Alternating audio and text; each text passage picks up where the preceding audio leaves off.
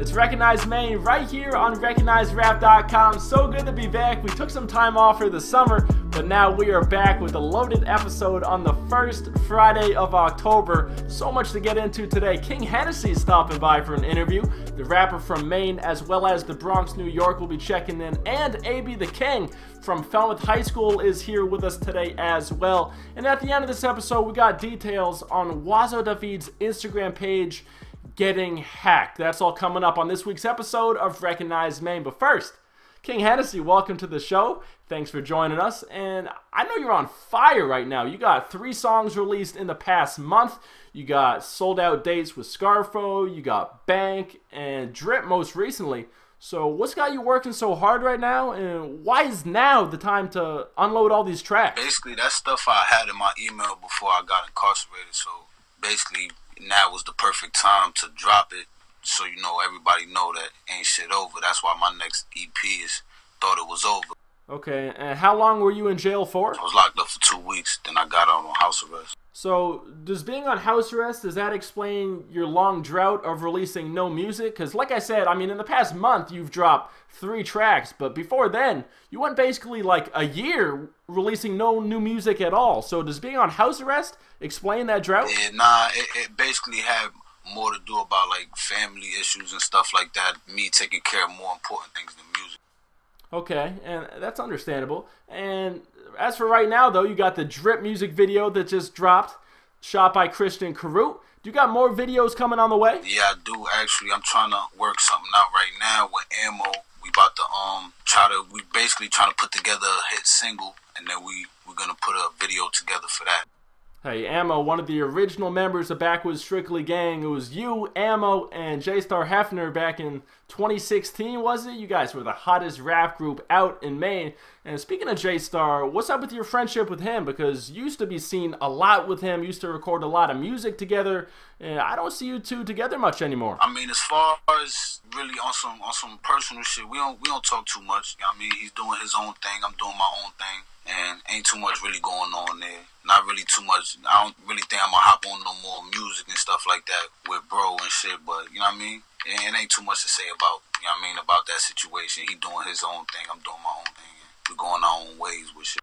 Okay, and I want to switch gears now and talk about your tattoos, because you got a whole lot of tattoos on your arm, on your chest, on your neck, basically everywhere except your face. And I know that face tats are the latest trend right now in hip-hop. A lot of the up-and-coming artists getting their face covered with tattoos. Do you have any plans for face tats yourself? Nah, I ain't gonna lie to you, bro. My grandmother, she passed away, and that was something I told her and actually got permission to do from my grandmother, and that's something she told me that she didn't want me to do, you feel me? So I think I'm gonna keep my face clear of tattoos, you feel me? Just for her, you know what I'm saying? Because I had ideas of putting tattoos on my face, but I literally went to asking my grandmother, you know what I mean? Because she mean a lot to me, so she was like, oh, nah, I don't accept that, so I ain't really putting no tattoos on my face. Yeah, I think that's the way to go, man, because especially if, this rap shit doesn't work out and you got to get a job, it's going to be tough with, your face covered with tattoos. So I agree with your grandma there on that point. And now, speaking with rappers you're working with right now, I know Scarfo St. Laurent is a guy you've done a lot of music with lately. I've been seeing you guys together on Instagram, previewing a lot of snippets. So what makes Scarfo so special as an artist? I feel like Scarfo, my man, he got like a new sound. And even with him, honestly, he has, he has a fan base to where a lot of kids, mainly a lot of the kids that he fuck with, they know a lot about the music, you feel what I'm saying? And him being Somalian, there being a lot of Somalian, majority of the kids that really he fuck around with, they will do more of the supporting and promoting of the music. And like I said, he has this new sound and he's young, you feel what I'm saying? So I see that a lot of kids his age and a lot of the Somalians, they're in tune with a lot of people, and his sound basically is unique. So I basically see myself doing music with him. Hey, shout out Scarfo, and you saying he's got a big Somalian fan base. That reminds me of Gatsby Gambino's track Lil Africa that he dropped late last year while incarcerated. In that song he shouts out all the Somalians, all the Congolese, just basically all the Africans in Portland, because Portland does have such a big African community. So speaking of Gatsby, have you spoken to him since he's been locked up? Yeah, actually, I was locked up with Gatsby. When I was in there for 2 weeks, me and Gatsby was talking a lot about music and his Scarfo and basically his sentencing and what he wanted to do when he got out. I know when I was in there with him, he copped out the 5 years. So right now, he, you know what I mean, with good time, he'll do 3 or 4, you know what I'm saying? So basically, he actually spit a couple bars and shit for me while I was in this, and that shit was fire. So I know he definitely got some shit cooked up, so when he get out, I mean, he was having mixed decisions about what he wanted to do, but I told him he definitely got that talent, so he need to continue rapping and shit.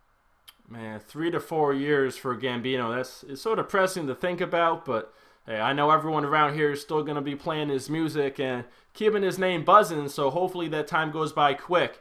And right now, Hennessy, we're about to play your new track with Scarfo called Sold Out Days. Let's get into it. Riding the bench, fucked on a twin. Sipping on Henny, she did it again. This is real life, bitches, ain't no pretend. Don't take no L's, on my niggas gon' win. Catching the flight and she bringing a friend. Looking real nice, about to give her a 10. Praying to God he forgive for my sins. We at the top and it never go in. Catch me a check, off all my clothes. G-shot my nephew, he wiping his nose. When I pull up, that's in K for a show. When I whip up, that's in K out the bowl. Dropping the top, look at the stars. We on the day, about to take you to Mars. You know my niggas go hard. VVS diamonds you see from afar. I just be smoking the sky, I just be smoking the reefer, hey. Came in the bar, hey, while you niggas in the bleachers, hey. Smoking the sky, yeah, I be smoking the reefer, hey. Came in the bar, hey, while you niggas in the bleachers, medicated, I be smoking on medicine, I be just talking to God sometimes, I'm heaven sent, real nigga, yeah, I was raised in Riverdale, hey, I don't fuck with these niggas, they sweet like cinnamon. Hey, King Hennessy, thought it was over, the EP on the way. Thanks so much for joining this week's episode of Recognize Maine. We'll talk again soon. And now, AB the King, welcome to the show. Again, like I said at the beginning, the rapper, the artist from Falmouth High School, young guy on the come up. So I saw you just recently performed at Homecoming at Falmouth, so congrats on that. That's a good look. And since you're a senior right now, what are your plans for post-graduation? Right now, I'm not. Like, I honestly have no idea. I'm really thinking about taking a gap year and just, you know, working like at a job, trying to get in money, and also just grinding on the music stuff. And then hopefully be able to go out to Cali. So going out to Cali, would that be for music or for school? A little bit of both. I'm not sure if I would go to like an actual college. I know they have like music schools, like music engineering stuff. I want to get into all that stuff, and they have like schools for just that.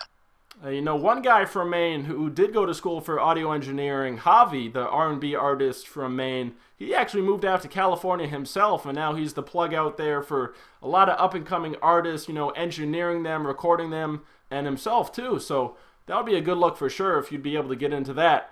But as far as right now, I know you're working part-time at Staples, you told me recently. So how does working at a place like that motivate you to chase your dream? Honestly, like, the 2 jobs I've worked, I just, like, look around and, like, see the older people that work there, and I'm like, I can't do this. I cannot ever, I don't want to ever end up like that.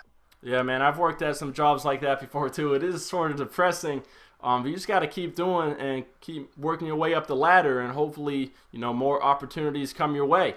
But I want to talk about your music right now, though. So you recently dropped a track called Me and My Bro, which is a special song right now on your SoundCloud page.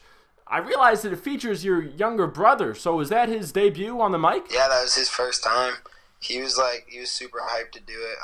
I just kind of like came up with the idea.